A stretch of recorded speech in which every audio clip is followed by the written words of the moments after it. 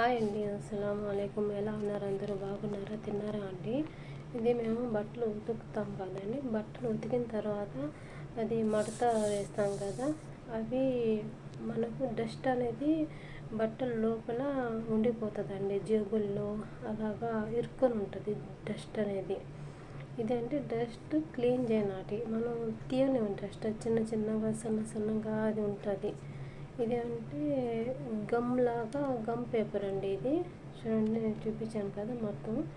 ఇది ఫ్లిప్కార్ట్లో అవైలబుల్ ఉందండి. ఫ్లిప్కార్ట్లో ఉంది. ఇక్కడ కోవిట్లో ఐకియాలో దొరుకుతుంది. ఐకియాలో ఉంటాయండి. మా ఇండియాలో అయితే ఫ్లిప్కార్ట్లో ఉందండి. చూడండి, ఇది జోబ్ అండి. ప్యాంటు జోబ్ అయినా ఏదైనా కూడా డస్ట్ చూడండి ఎలా ఉంటుందో. ఆ డస్ట్ని మేము తీయలేము, ఎంత తీసినా తీయలేము. అది రోల్తో కానీ, గమ్ రోల్తో కానీ తీసేస్తే చూడండి ఎలా వచ్చేస్తుందో. మొత్తం దానికి అంటుకొని, ఆ గమ్కి అంటుకొని మన డస్ట్ అనేది మొత్తం వచ్చేస్తుంది.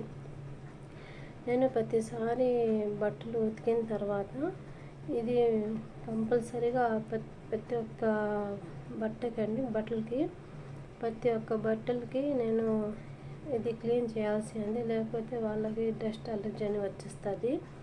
చూడండి, అది కావాలంటే మనం పైది తీసేయాలండి. అంటే అది రిమూవ్ చేయొచ్చు, ఒకటొకటిగా రిమూవ్ చేసుకోండి. అంటే ఒకటి పాడైపోయింది, అది ఒక్కసారి డస్ట్ దానికి తగిలిన తర్వాత మళ్ళీ డస్ట్ అన్నీ తగలదు. మళ్ళీ వేరేది న్యూగా తీయాలంటే అది పైది తీసేస్తే కవరు, ఇంకొక కవరు పైది లోపల ఉంటుంది.